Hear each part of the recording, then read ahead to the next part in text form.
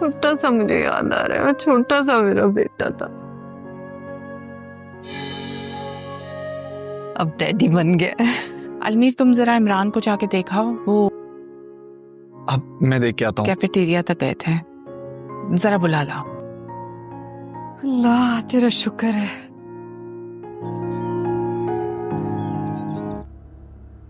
वो गाड़ी घर पे छोड़ देना, आज हमें जाना है। खैरियत? तो आप लोगों ने कहाँ जाना है? क्यों, तुम्हें इससे क्या? सिर्फ तुम ही लिए फिरते हो गाड़ी को? मतलब है वो गाड़ी पे हमारा भी हक है, हमने भी पैसे दिए। मैं तो बस ऐसे ही पूछ रहा था, आप बिला वजह गुस्सा कर।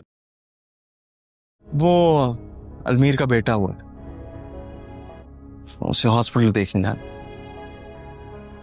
अलमीर का बेटा हुआ है और मुझे किसी ने नहीं बताया। हाँ तो तुम घर पे हो तब पता चले ना। आवारा लड़कों की तरह रात को देर से आते हो तो क्या पता वो घर पे क्या हो रहा है। अब मेरे मुंह ना ही लगे तो बेहतर। भाभी प्लीज। तुम चुप करके गाड़ी की चाबी यहां रखो और जाओ यहां से। किस तरीके से बात कर रहे हो? भाभी है तुम्हारी। आपको मेरा तरीका नजर आ रहा है, इनका तरीका नजर नहीं आ रहा।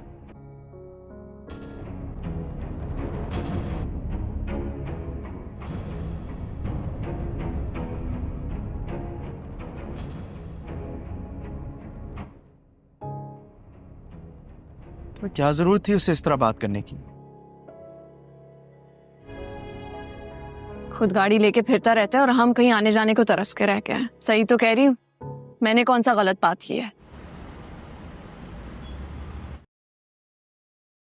राहिम, वो अलमीर भाई के घर बेटा हुआ है,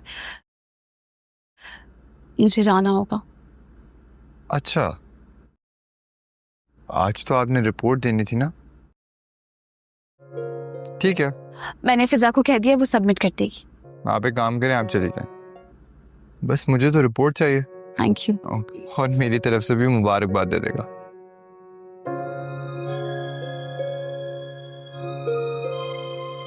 ये कौन है फबिया बेटा?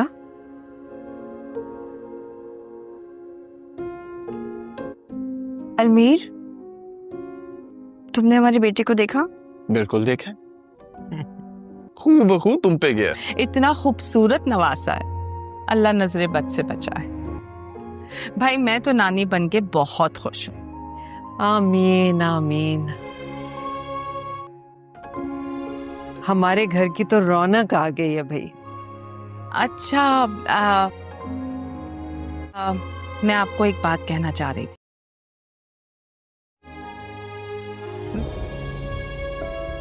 मैं फबिया को अपने साथ लेके जाऊंगी, क्योंकि अगर वो आपके साथ गई तो वहां केयर करने के लिए तो कोई होगा नहीं। क्यों, आप तो जानती ही हैं।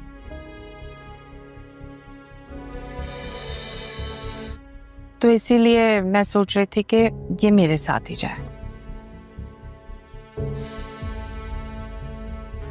जैसे फबिया की मर्जी, जो इसकी खुशी। बेटा क्या कहती है?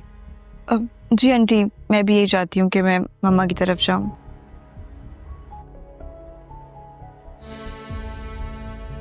हाँ हाँ बेटा, क्यों नहीं, जैसे तुम्हारी मर्जी, जैसे तुम्हारी खुशी।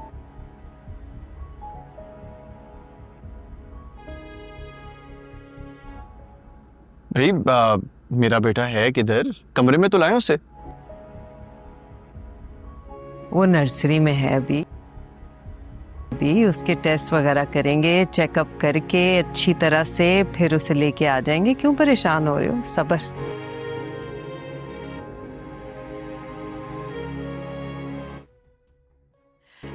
अच्छा, मैं जरा इमरान को भी देख लेती हूँ। अब सोच रही हूँ मिठाई लाने का उन्हीं को कह दूँ। वैसे जिन्हें लेके आना था उन्हें तो होश ही नहीं है। मैं जरा देखती हूँ।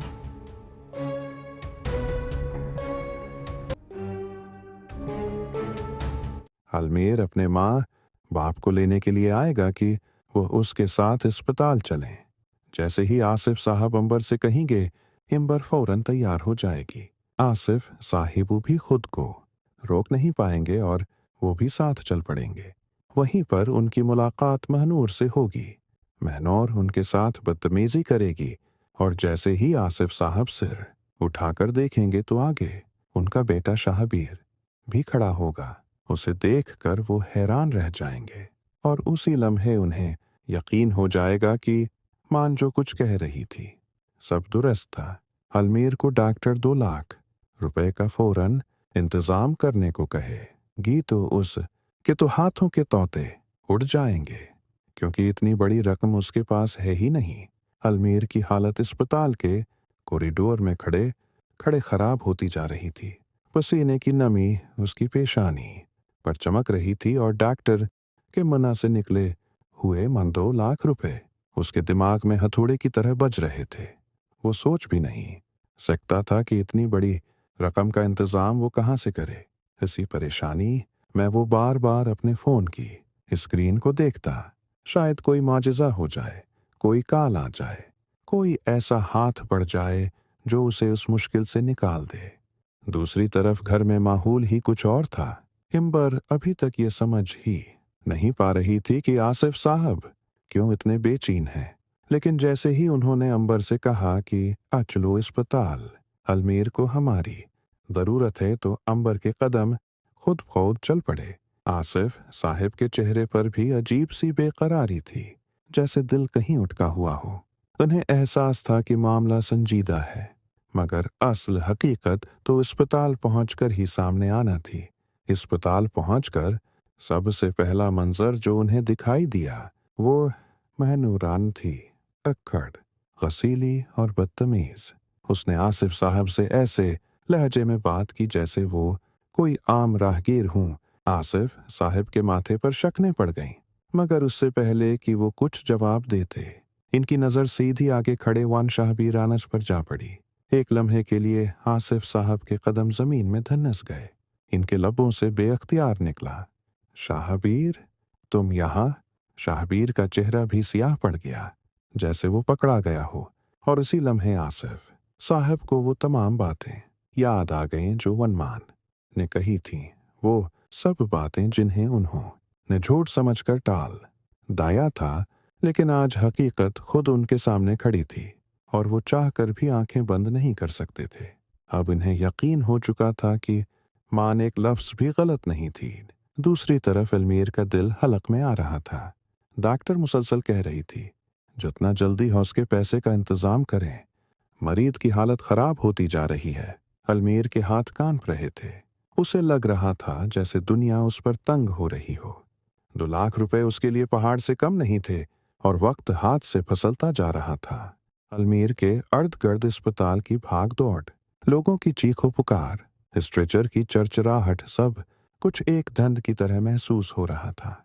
उसके कानों में सिर्फ एक ही जुमला बार बार गूंज रहा था, 2 लाख रुपए फौरन जमा करवाएं वरना हम इलाज शुरू नहीं कर सकते। वो बेबसी के आलम में कभी डॉक्टर को देखता, कभी काउंटर की खिड़की को और कभी अपने कमजोर होते हौसले को सहारा देने की कोशिश करता। उसकी जेब में मौजूद चंद हजार रुपए इस वक्त उसे ऐसे लग रहे थे जैसे समंदर में पानी की चंद बूंदें, बेफायदा, बेमानी। इसी दौरान आसिफ साहब आगे बढ़े, मगर शाहबीर की मौजूदगी ने माहौल को मजीद तल्ख बना दिया। आसिफ साहिब ने पूरी जिंदगी में अपने बेटे को इतनी खिफ़त ज़िदा हालत में नहीं देखा था। शाहबीर नजरें चरा रहा था, जबकि महनूर बदस्तूर देखी नजरों से सबको घूर रही थी, जैसे ये पूरी दुनिया उसके खिलाफ हो। इम्बर ने घबराकर पूछा, ये सब क्या हो रहा है? शाहबीर यहाँ क्यों है और ये लड़की कौन है? आसिफ साहिब ने एक गहरा सांस लिया। दिल जैसे सीने से बाहर आ रहा था। ये वही है जिसके बारे में मान ने कहा था, ये वही लड़की है। इम्बर के होश उड़ गए।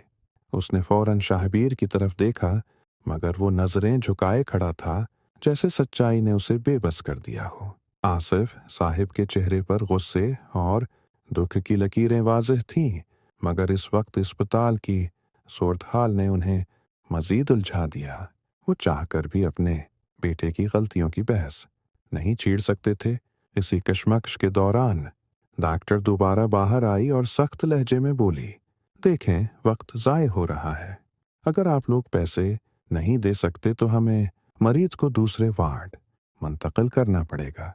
यहाँ इमरजेंसी में बगैर डिपॉजिट के हम कुछ नहीं कर सकते। ये बात सुनते ही अलमेर के कदम डगमगा गए। उसकी आंखों में नमी आ गई। उसने आहिस्ता आवाज में कहा, डॉक्टर मैं कोशिश कर रहा हूँ, लेकिन 2 लाख तो। अल्फाज उसके गले में फंस गए। आसिफ साहिब के दिल में हलचल मच गई। वो चाह रहे थे कि किसी तरह अलमीर की मदद करें, मगर उनका जहन अभी भी शाहबीर और महनूर को देखकर संभल नहीं पा रहा था।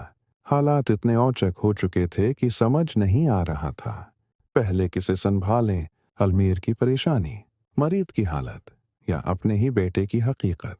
इसी दौरान महनूर ने तंजिया हंसी के साथ कहा, पैसे नहीं हैं तो इतने बड़े अस्पताल मैं लाते क्यों हो, जाकर किसी सरकारी अस्पताल में भर्ती करवा देते। उसकी बात ने अलमीर के वजूद को अंदर तक चीर दिया।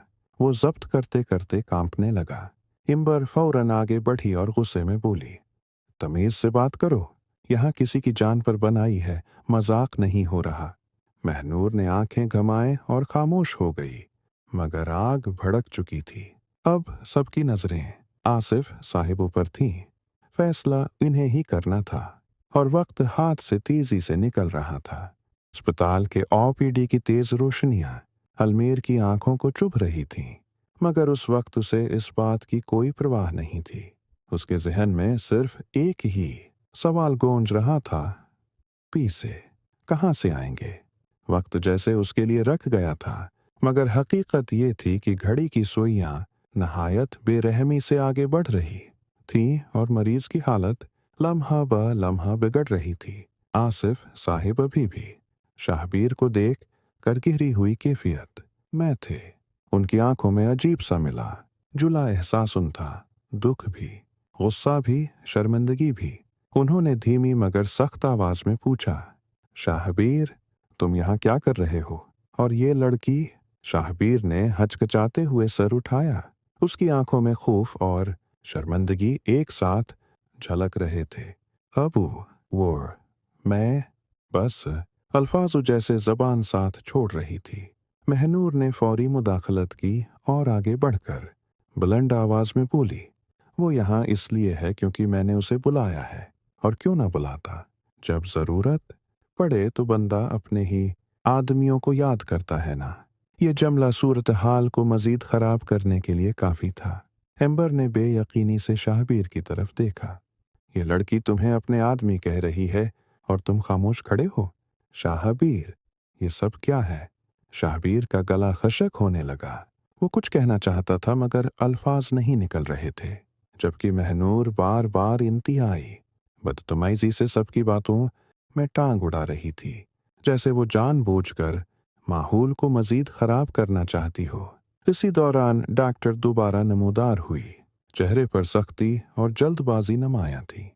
आप लोग अभी तक यहाँ खड़े बहस कर रहे हैं? मरीज की हालत नाजुक है। अगर पैसे नहीं हैं तो हमें दूसरे केसेस भी देखने होते हैं।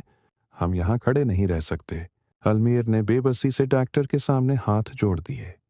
डॉक्टर साहबा, मैंने सबको फ़ोन कर लिया है, कोई जवाब नहीं दे रहा। थोड़ा वक्त दे दें प्लीज़, थोड़ा सा वक्त। डॉक्टर ने नफ़ी में सर हिलाया। हमने पहले ही 10 मिनट इंतज़ार कर लिया है, अब मज़ीद ताख़ीर ख़तरनाक होगी। ये सुनकर अलमीर के अंदर जैसे सब कुछ टूट गया। उसने दीवार के साथ टेक लगाई और उसकी आंखों में नमी भर आई। या अल्लाह, मैं क्या करूं? ये उसकी टूटी हुई दुआ थी। आसिफ साहिब ने यह मंजर देखा तो उनके दिल में हलचल मच गई। वो जानते थे कि अगर फौरन फैसला न किया तो कोई बड़ी मुसीबत खड़ी हो सकती है, मगर इसी लम्हे उन्हें अपने बेटे शाहबीर की गलतियों का बोझ भी खाए जा रहा था। वो अपने अंदर एक जंग लड़ रहे थे। एक तरफ हर्न बापन का दिल था और दूसरी तरफ आनसानी तिन महाविट का तकाजा। इम्बर ने आसिफ साहब का हाथ पकड़कर कहा, आप अभी ये सब छोड़ें, पहले अलमीर की मदद करें। वहां किसी की जान खतरे में है। अपने बेटे का हिसाब बाद में ले लेंगे। ये बात बिल्कुल ठीक थी, मगर उनके दिल पर जैसे पत्थर रखा हुआ था। फिर अचानक काउंटर की खिड़की खुली। रिसेप्शनिस्ट ने ऊपर देखकर कहा, अगर आपके पास रकम नहीं है तो हम मरीज को शिफ्ट कर रहे हैं, प्लीज फॉर्म भर दें। यह जुमला सबके दिलों में खंजर की तरह लगा। अलमीर ने बेसाख्ता चीख कर कहा, नहीं, प्लीज मत करें। और फिर वो बेअख्तियार रोते हुए जमीन पर बैठ गया। उसकी सिसकियां कॉरिडोर में गूंजने लगे और सब खामोश हो गए। अब अगला फैसला सिर्फ आसिफ साहिब के हाथ में था। अलमीर जमीन पर बैठा हुआ था, दोनों हाथों से अपना चेहरा थामे, जैसे वो खुद को टूटने से रोक रहा हो। उसकी सिसकियां अस्पताल के ठंडे कॉरिडोर में अजीब तरह की बेबसी के साथ गूंज रही थीं। गुजरने वाले मरीज और तीमारदार एक लम्हे को रखकर उसे देखते, मगर किसी के पास पहले से ही इतनी अपनी परेशानियां थीं कि कोई आगे बढ़कर मदद करने का हौसला न कर पाया। आसिफ साहिब उस मंजर को देखकर अंदर ही अंदर तड़प उठे। इनके अंदर का बाप, इनके अंदर का इंसान और उनके अंदर का एक जिम्मेदार आदमी सब एक साथ बेचैन हो गए थे। मगर वो अपने ही बेटे के खड़े किए हुए हालात में उस कदर उलझे हुए थे कि एक लम्हे के लिए उनके कदम जैसे जमीन से बंध गए थे। हिम्बर बेचैनी से उनके कुंधे को झंझोड़कर बोली, आसिफ, कम इस वक्त इंसानियत का रास्ता अख्तियार करें। अलमीर का कोई नहीं है यहाँ। अगर हमने हाथ न बढ़ाया तो उसका मरीज शायद बच न सके। उनके दिल में यह जुमला तीर की तरह लगा। उन्होंने एक नज़र शाहबीर पर डाली, जो सिर झुकाए खड़ा था, बेचैनी से अपनी अंगुलियां मुरूड़ रहा था। उसे भी एहसास था कि हालात बहुत बिगड़ चुके हैं, मगर महनूर की मौजूदगी ने जैसे उसकी जबान पर कफल लगा दिया था। वो अपने ही कए के सामने बेबस खड़ा था। महनूर ने तंज या हंसी के साथ गर्दन हिलाई, जैसे उसे पूरे मामले में कोई दिलचस्पी ही ना हो। मरीज मर रहा है तो मैं क्या करूं? पैसे तो मेरे पास भी नहीं है।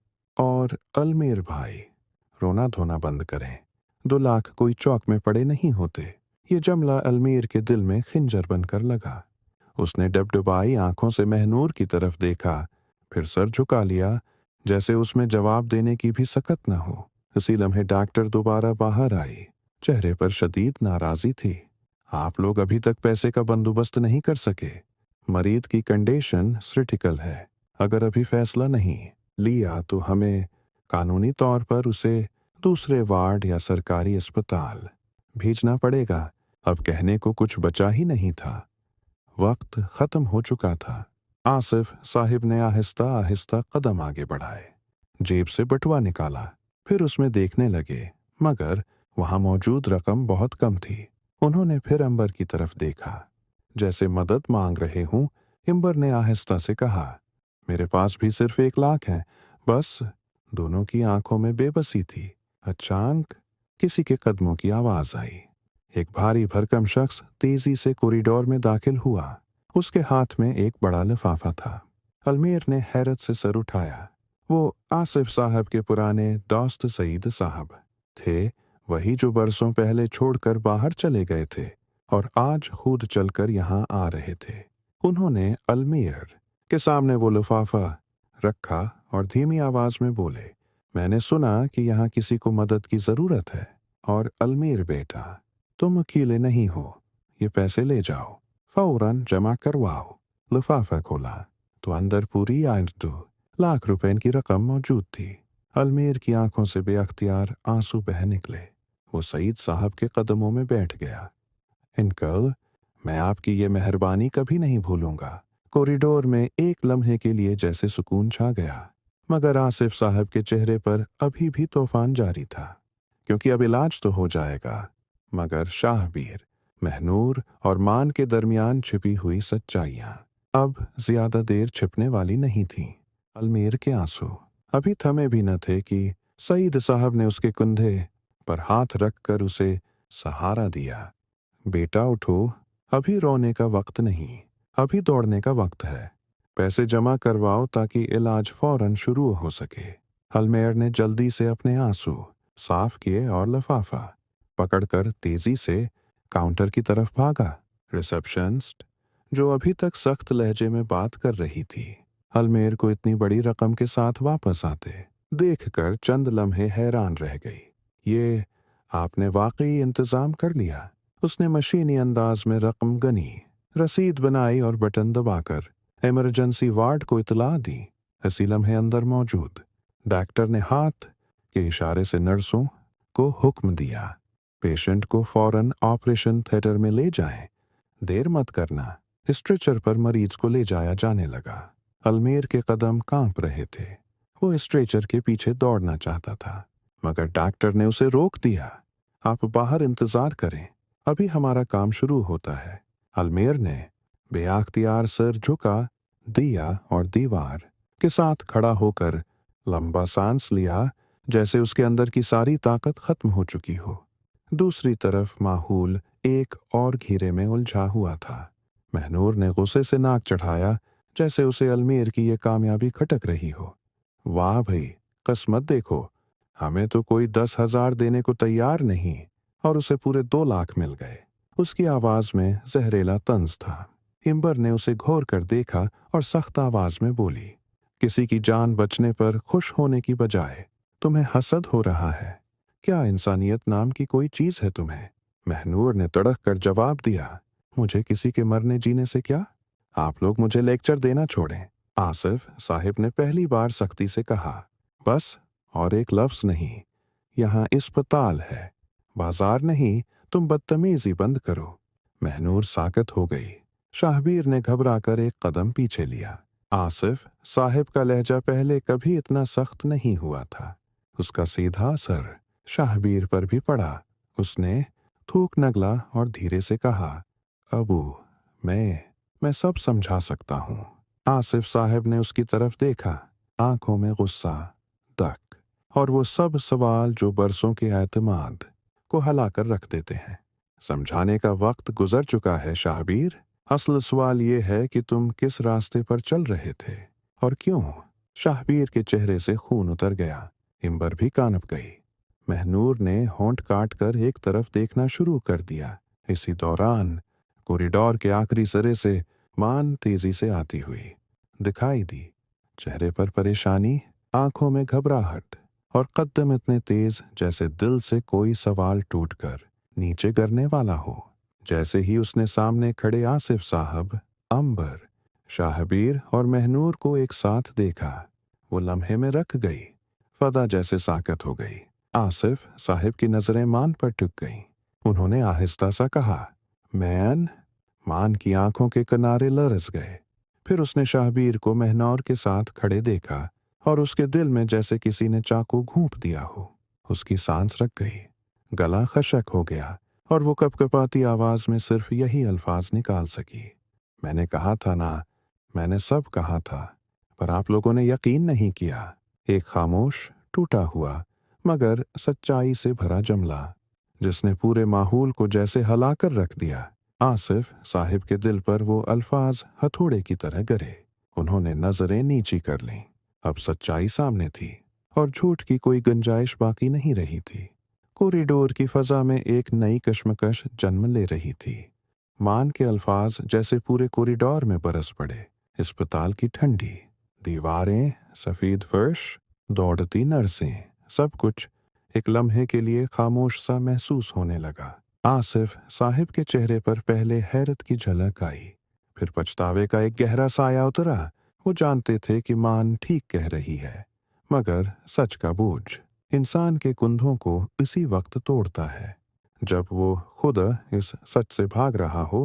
हिम्बर ने आगे बढ़कर मान के कुंधे थामने चाहे, मगर मान ने हल्का सा हाथ पीछे कर लिया। उसकी आंखों में एक अजीब सी सर्द आग जल रही थी। जख्म भी थे, गुस्सा भी और सबसे बढ़कर बेइत्मीदी। आप लोगों ने मुझे झूठा कहा, बदगुमान कहा, घर में फितना डालने वाली कहा। उसकी आवाज टूट रही थी, मगर अल्फाज खिंजर की तरह चुभ रहे थे। और आज यही सब आपके सामने खड़ा है, ये लड़की और ये आपका बेटा। शाहबीर ने तेजी से सिर उठाया और मान को देखकर जैसे उसके अंदर से कोई सांस निकल गया हो। मान, मेरी बात सुनो, तुम गलत समझ रही हो। बस। मान ने हाथ उठाकर उसे रोका। अब मैं कुछ गलत नहीं समझ रही। आज हर एक बात साफ सामने है। महनूर ने तंजिया, अंदाज में मुस्कुराहट, दबाई और बालों की लट कान के पीछे रखी। हाँ तो हम दोनों बड़े हो चुके हैं, दोस्त हैं। तुम्हें उसमें मसला किया है? मान ने एक कदम आगे बढ़कर महनूर को घूरा, ऐसी देखी कड़क नजर कि महनूर की हंसी पल भर में मुरझा गई। दोस्ती? मान ने सख्त लहजे में कहा। ये दोस्ती नहीं थी, ये सब वो था जो तुम छिप छिप कर करती रही, और वो जो शाहबीर मेरे पीठ पीछे करता रहा। शाहबीर का चेहरा फर्श की तरह सफेद पड़ गया। वो जानता था कि मान ने एक लफ्ज भी गलत नहीं कहा। इसी वक्त आसिफ साहब आगे बढ़े। इनकी आवाज भारी थी, जैसे बरसों का वजन लादे हुए हो। शाहबीर, अब तुम ही बताओ, ये सब क्या है? तुम महनूर के साथ यहाँ क्या कर रहे थे, और मान को क्यों धोखे में रखा? हिम्बर का दिल धक धक कर रहा था। वो खौफजदा होकर अपने बेटे को देख रही थी, जैसे उसे यकीन न आ रहा हो कि ये सब उसी के बच्चे ने किया है। शाहबीर ने गहरा सांस लिया, मगर हर तरफ से नजरें बचाने की कोशिश कर रहा था। अबू, मैं मान को कभी तकलीफ नहीं देना चाहता था। बस मैं फंस गया था। किस चीज में? आसिफ साहिब ने आवाज मजीद बुलंद की। मोहब्बत में, दोस्ती में, या धोखे में? ये लफ्ज धोखा जैसे सीधा शाहबीर के सीने में लगा। वो सच बताना चाहता था, मगर महनूर ने फौरन मुदाखलत की। बहुत ड्रामा हो गया। शाहबीर, कुछ मत कहो। ये लोग हमेशा हमें बुरा ही समझेंगे। ये जमला माहौल में आग बनकर फैला। मान ने हंसी छोड़ी, तलक, जख्मी मगर मजबूत। हाँ, तुम ही तो हो वो तमाम मसीलों की जड़। मगर बात ये नहीं कि तुम क्या हो, असल बात ये है कि शाहबीर ने तुम्हें क्या मकाम दिया। शाहबीर के हाथ कांपने लगे। उसी लम्हे नर्स तेजी से भागती हुई आई। जिस मरीज को अभी अंदर ले गए थे, उसकी कंडीशन बहुत खराब हो रही है। तीमारदार तैयार रहें, शायद हमें चंद जरूरी फैसले करने पड़े। ये सुनते ही अलमीर का दिल धड़क कर ऊपर आ गया। वो दीवार से टेक छोड़कर सीधा खड़ा हुआ, जैसे किसी ने उसके जिस्म को झंझोड़ दिया हो। उसकी आंखें फटी हुई थीं। क्या हुआ? प्लीज बताएं, नर्स ने घबराहट में कहा। डॉक्टर पूरी कोशिश कर रही हैं, लेकिन हालत बहुत नाजुक है। इतना सिन्नना था कि अलमीर के कदम डगमगा गए। वो लड़खड़ाता हुआ बैठने ही वाला था कि सईद साहब ने उसे पकड़ लिया। हौसला रखो बेटा, अभी सब खत्म नहीं हुआ। अस्पताल के कॉरिडोर में एकदम जैसे हुआ रख गई हो। सबकी नजरें खुद बखुद दरवाजे की तरफ उठीं, और अगले ही लम्हे वहां एक शख्सियत नमूदार हुई। अरुआ थी, अलमेर की माँ। चेहरे पर घबराहट, आंखों में खौफ। कदम लिरुसते हुए मगर तेजी से उठते हुए, जैसे किसी ने उसे रास्ते में रोकने की हिम्मत न की हो, या जैसे वो पूरा रास्ता रोते हुए आई हो। उसके दुपट्टे के किनारे भीगे हुए थे, और वो हानिपती हुई सीधा अलमीर के पास पहुंची। अलमीर, बेटा, क्या हुआ है? किसकी हालत खराब है? तुमने मुझे फोन क्यों नहीं किया? अलमेर ने माँ को देखते ही दबत का बंधन टूटते महसूस किया।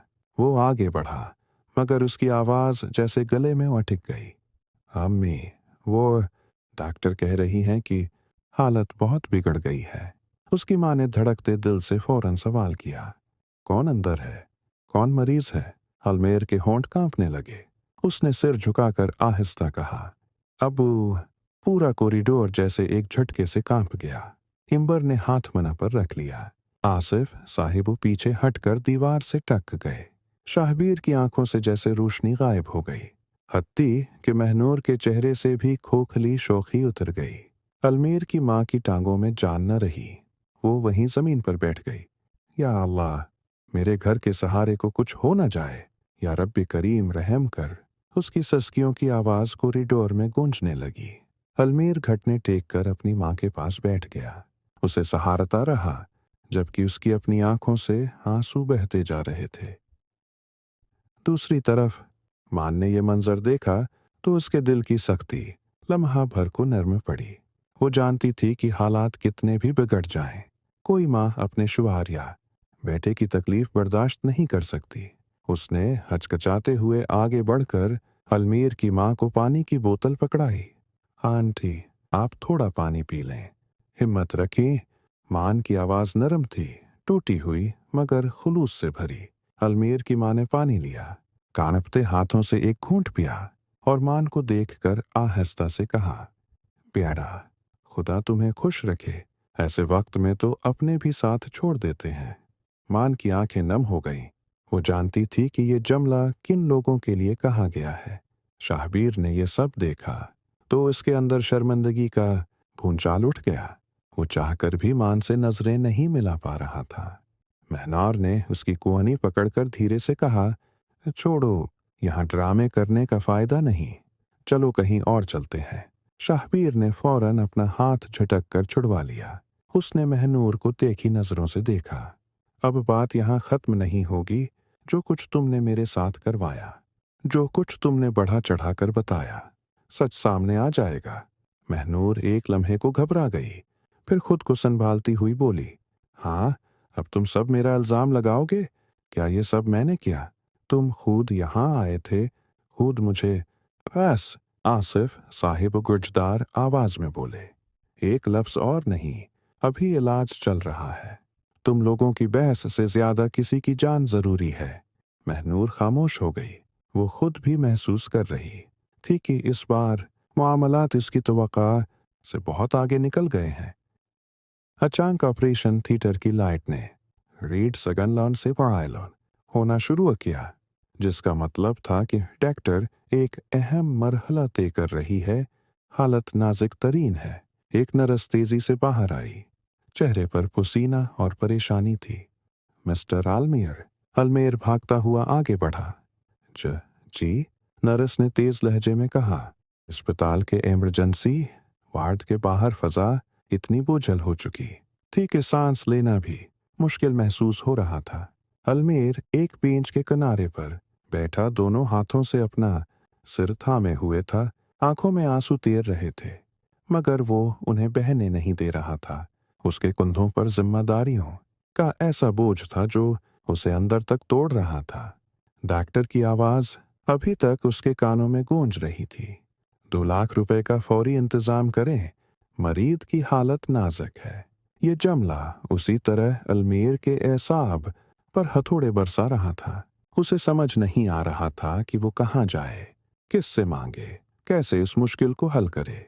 कुछ देर वो यूं ही सिर झुकाए बैठा रहा।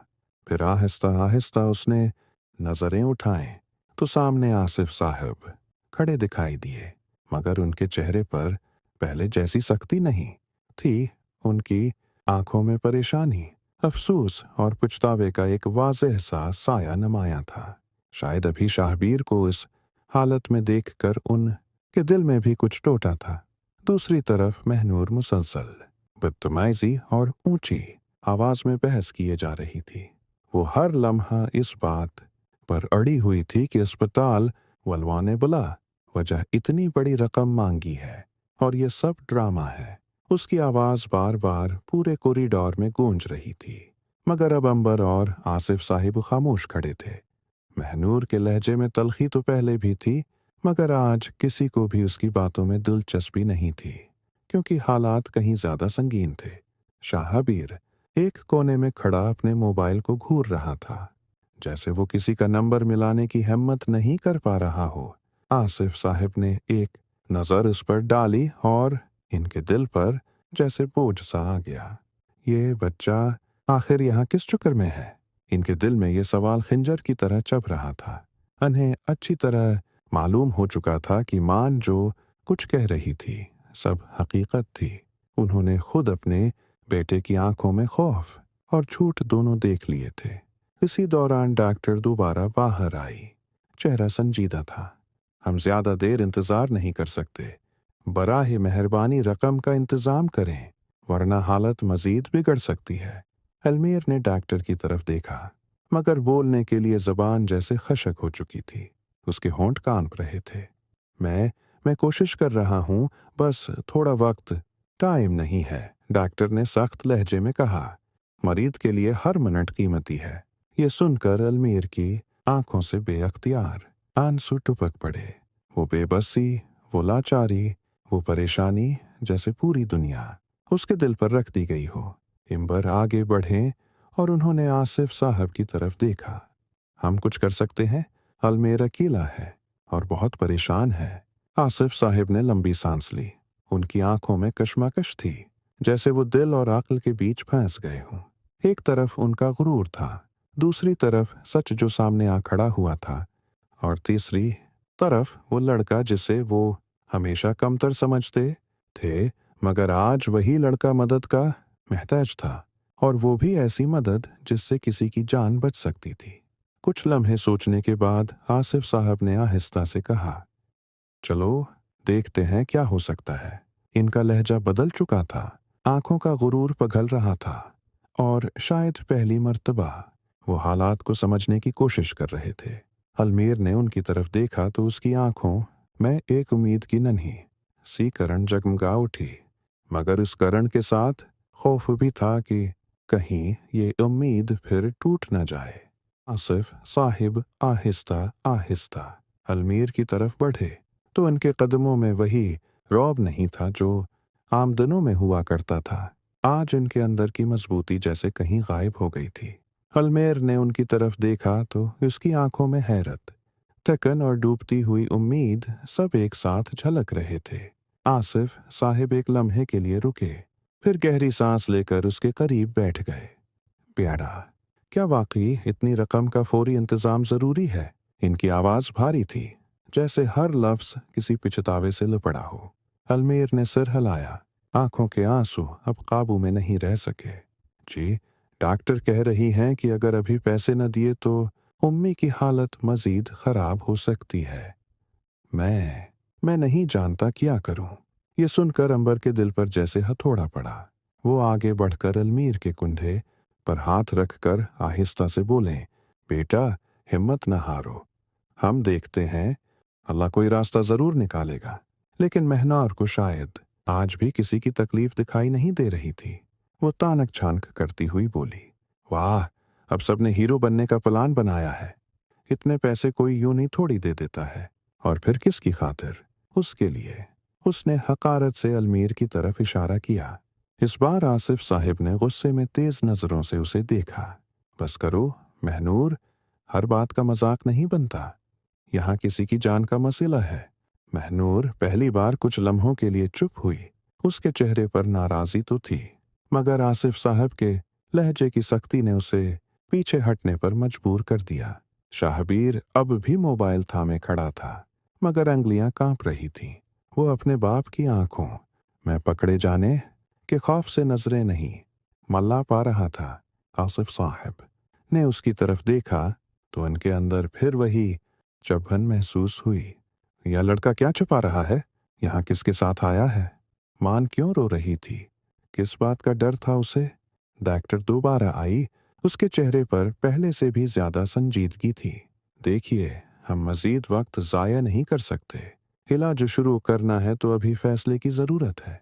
अलमीर खड़ा हुआ, जैसे आखिरी बार खुद को संभालने की कोशिश कर रहा हो।